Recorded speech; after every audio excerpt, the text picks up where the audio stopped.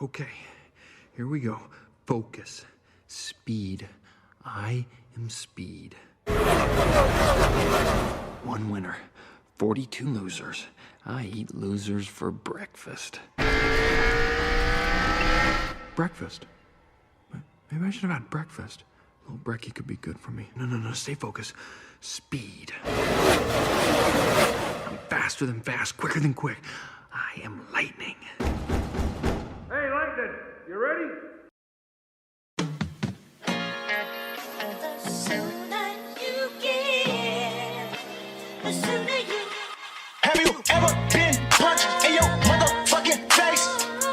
What you say? Oh, you have it? Alright, wait. Bitch, 2-4 baby king, fucking me. I am here, ho, ice cream, booger, color, tits, sub, zero, no, ho, fuckers in my clique. We don't fear, ho, lit. I gotta wait, I gotta politic, I gotta bait. Ain't no apologies when I get paid. A dermatologist, I will. As football fans, we love to talk about the progression of players, the guys that we saw at the beginning of their career and what they became at the end of their career. What was their peak? What were the shortcomings? These are all things that are continuously talked about, whether it's in the season, off season, any time of the year. We love talking about player progression.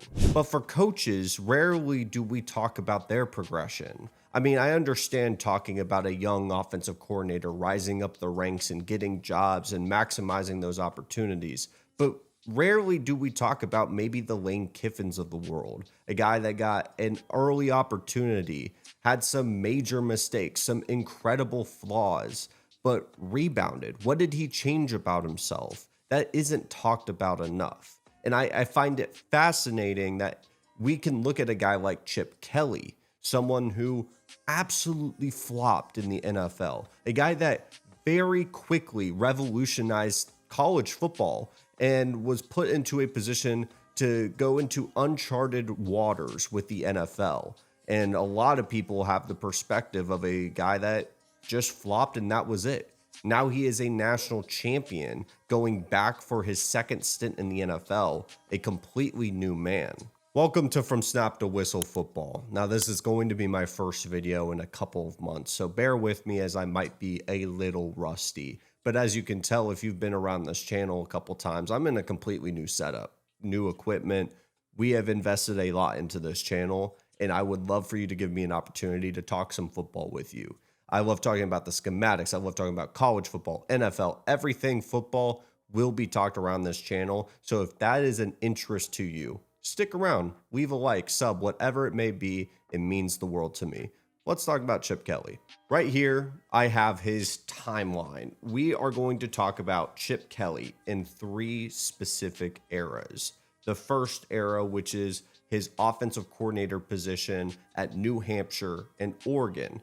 This was the birth of what we kind of know Oregon football to grow and develop into what we see today, which is this major powerhouse. Now, there was multiple eras following Chip Kelly, but they bursted onto the national scene at a level that this program had never seen before. And this is the one area that people, if you ask college football fans, what do they remember of Chip Kelly?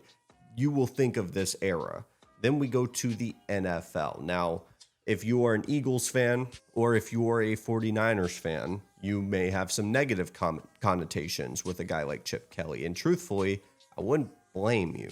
A lot of the personnel decisions and things that we'll talk about today are the shortcomings of a coach who tried to implement a process and a system that wasn't transferable to the college game and then to the professional league. But then the one area that people don't talk about enough, what was the evolution? What was the reform of him as a head coach? I apologize if I just hit the mic.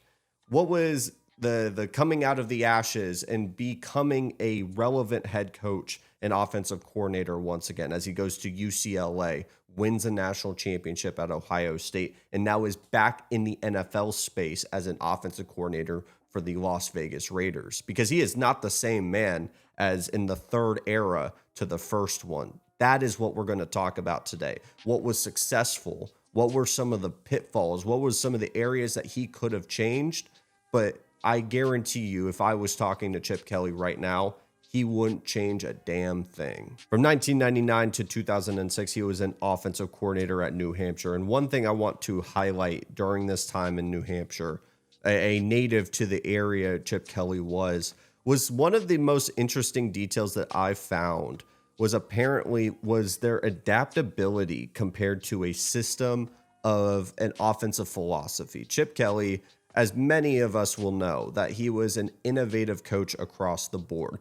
But how innovative was he in New Hampshire? This is a guy that wasn't just running a spread offense, wasn't set to a confined play style. There's reports of them going from one week, a wishbone offense, the next week going to a run and shoot offense. It was adaptability from week to week. And it reminds me a lot of Bill Belichick. If you remember when he was the head coach for the New England Patriots, it wasn't that long ago, to be fair. One of the philosophies that people would talk about, or former Patriots players would talk about, was the fact that from week to week defensively, they would flip the script. They would adapt to the opponent in front of them. And Chip Kelly took that same philosophy and applied it when he was at New Hampshire.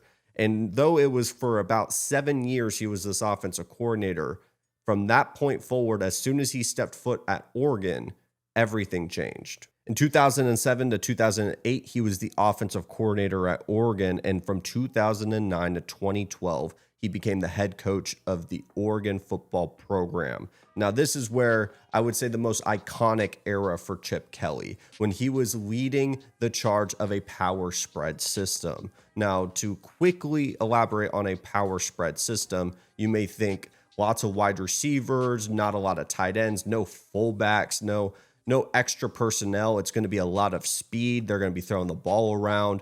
One of the things that made Chip Kelly's power spread system unique was the reliance on a very simple run concept called inside zone. Now, if you play, college football 26 or Madden, inside zone is your bread and butter. Truly out of a shotgun formation, there is no pulling guards. You are simply reading what is in front of you with a pretty straight look with the offensive line and a running back just getting the handoff and going. What made a very simple concept with great execution so effective, especially during this first era with Oregon football, was the tempo. They averaged over 80 plays a game with the Oregon Ducks, basically blitzing defenses. With these simple concepts, defenses, if they're having to continuously get set and figure out their communication at the collegiate level, communication gets extremely difficult because we're not talking about professional athletes. A lot of these NFL teams, every single player was either one of the top players of their school or was on a long lineage, I think, of Alabama, of incredible players. These guys know how to communicate on the defensive side of the ball. For college, a lot of these guys are not going to end up going and play professional ball. So Chip Kelly used that to his advantage and said, we're going to get as many plays in as possible and execute these very simple concepts with very fast players, basically blitzing on the offensive side of the ball. Chip was also on the forefront of some sports science adaptability for the collegiate game. He wanted control of his players. This is something that we'll talk about when he gets to the NFL, where it became an oil and water situation, where a lot of these ideas where he was being able to have so much more control with the college game and the players on his roster, all the way down to their nutrition, some of the sports science innovations that was happening as we turn the page from the 2000s era of football to the 2010s, Chip was at the very front of it. During his time as a head coach, he put a 46-7 record as the Oregon head coach, putting up 44.7 points per game. This guy was putting up numbers at an incredible pace, seemingly breaking the minds of defensive coordinators at a level that we had never seen before. Oregon getting to a national championship game because of this type of offense. And before we move to the second era for Chip, I mean, we're talking about a power spread offense that I think if you plugged and played into this year's game would be something that we see all the time. I mean, not just the inside zone handoffs. A lot of times it was run pass options, holding defensive players to make a decision. And when they're tired and they have to communicate, they have to get set, they've ran about 7 plays in the matter of a couple minutes. You are going to make bad decisions. And when these simple concepts are getting pressured on you, that's when they got a lot of explosive plays. I mean, just looking at this chart, You just see incredible numbers, especially in the rushing category from Oregon football. But in 2013, the NFL came knocking, and then the Philadelphia Eagles hired Chip Kelly as their head football coach. I mean, this is the definition of a life for a head coach that is a young up-and-coming guy, especially on the offensive side of the ball. We're talking from 1999 to 2006. He was just an offensive coordinator at New Hampshire.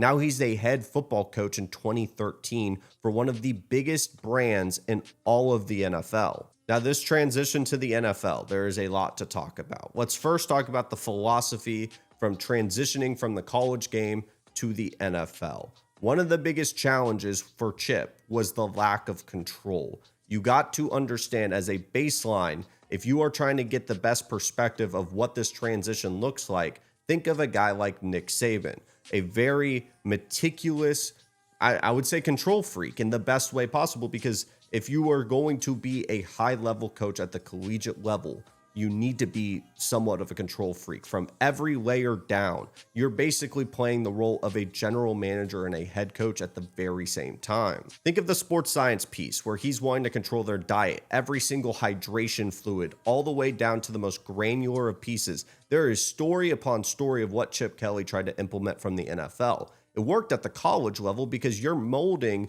these teenagers into grown men, and they are wanting to develop. They're going to buy into this program. You are now adding millions of dollars to these grown men who have had a process before. They're not all just getting molded into the NFL for the first time. You don't have that buy-in immediately. People are going to reject this level of control because there's more of a balancing act. You have a general manager. You have all these different pieces to help support you at the head coach level, where Chip applied too much pressure. And this oil and water type of culture with a lot of his players caused a lot of personnel changes. Just think about how LaShawn McCoy, Deshaun Jackson, Michael Vick will all talk about Chip Kelly. Now, these are just very specific scenarios, but a lot of the personnel decisions that they made for the sake of making them. I mean, I think of the Kiko Alonso trade with LaShawn McCoy, a guy that was perfectly fit for that quick inside zone, playing at a very high pace offense. He gets shipped off to Buffalo. Now, I understand there's a lot of nuance and context to this type of stuff. Like, I'm not trying to defend Chip Kelly for these. These are the mistakes he made that led him to this third era, which we'll talk about. But talking on the offensive and the philosophy side of the ball, he applied something that the NFL, wasn't ready for, and also the defenses are more equipped to handle. The thing is, you cannot just take what Chip was able to do at Oregon and place it at the NFL level. And a lot of that adaptability that we saw with New Hampshire, that flow offense, was applied with Oregon, and there was a little bit more on the system, but there was also some trickery. I mean, I think the best example was when at Oregon against Michigan, you remember that Statue of Liberty play? That was Chip Kelly as OC. He was creative. Whereas as he made this transition to the NFL, it almost felt like his play calling and his philosophy tightened up. Over his 3 seasons, the Eagles offense ranked number 3 in points, averaging 26.9. Obviously, not as extreme as what we see in the college game, with 392.8 yards per game, while also placing 4th in rushing yards per game with 131.3. And it was very notable. They won about 10 games in their first 2 seasons in 2013 and 2014. And in 2014, it set a new franchise record for points with 474, surpassing 2013's team with 442. He became the second head coach in league history to win a division title in his first year, getting the NFC East, obviously. And then in 2013, he led the league with 99 plays, gaining 20 yards or more, what we would call an explosive gain. But in 2015, they finished with a 7-9 record, leading him to get dismissed before his final game of the year. So you see the quick turn. I mean, he had success. He won an NFC East championship, and by every means, the Eagles are a very difficult organization to be successful in. Not because of the Eagles themselves, it's just Philadelphia is the most passionate fan base in the NFL, and they will make it heard if they are not happy. You have a situation where you are not getting along with these players, and if you're not winning games, yes, winning can fix everything, but as soon as that winning is gone, you become the face of the question. I think of Cliff Kingsbury with the Cardinals, where he had these late season collapses because of his lack of wanting to adapt his offense to what defenses are changing. What makes the NFL so difficult from a coaching perspective is continuously adapting, as it is a chess match with a defensive coordinator. Defensive coordinators know your strengths and weaknesses, and they are equipped with the tools in most instances, especially the best ones with best teams. They know how to confuse or change the game board. You're going to go from playing checkers to chess back to checkers, and you have to adapt to that. But if you stay completely stubborn that you are playing checkers the whole time, you're going to see your production drop drastically.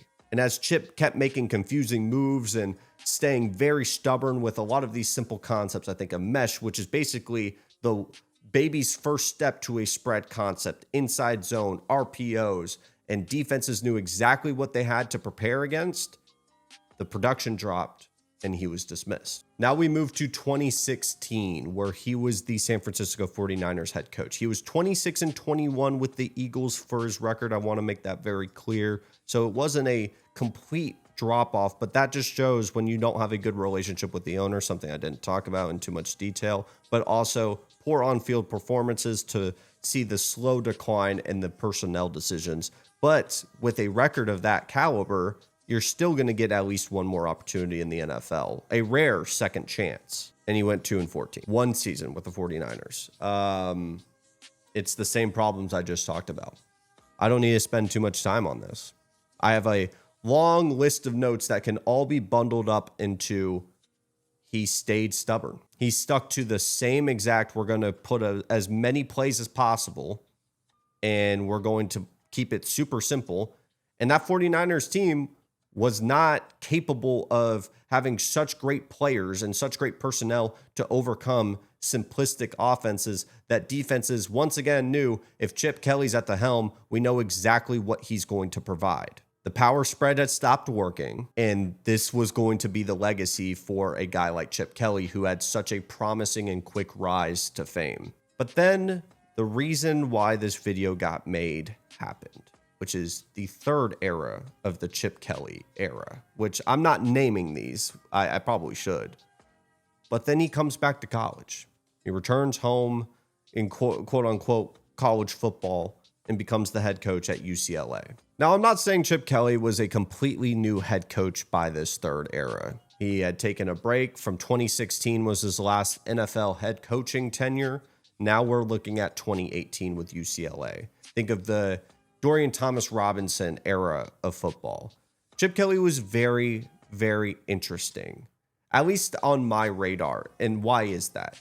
It's not because of all these different stats I can pull up. I mean, 3-9 in 2018, 4-8 in 2019, 3-4 in a 2020 year. You may think Chip Kelly was washed.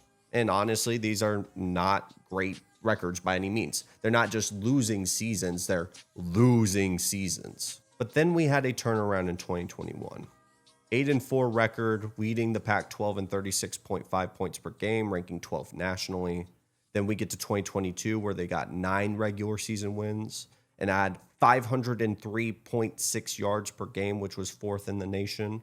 They also got 39.2 points per game. And all I'm reading is maybe Chip Kelly's back. Maybe this power spread offense and the quick plays is back, and it's finally, a normal thing as we go into the 2020s era where it's all spread, all quick concepts. We have Lane Kiffin, we got Sark, we got Lincoln Riley on the scene. He's not just the only guy doing it, and he's still got that bag. But what's different? What makes this unique compared to what was going on with Oregon and the early stint with Philadelphia? Yes, it still had the power run and the quick part of his bag, I guess. But something changed, because you didn't watch Ohio State last year and was like, oh yeah, that's the old 2010 Oregon offense. That's the quick pace. Something changed. There's a reason why he got that job with Ohio State, because I don't think Ryan Day was trying to go back to the Justin Fields, we're throwing the ball every single time era. He wanted something different, and he got that with Chip Kelly. There's a difference between UCLA and Ohio State, because he had guys like DTR where he could run read option, power option. I'm not saying he couldn't do that with Will Howard, but it's a different type of athlete and caliber. What Chip began to, I guess, embrace is this player forward system. I'm going to adapt my system to what the cards are giving me. What are the players I have in front of me and how can I maximize them?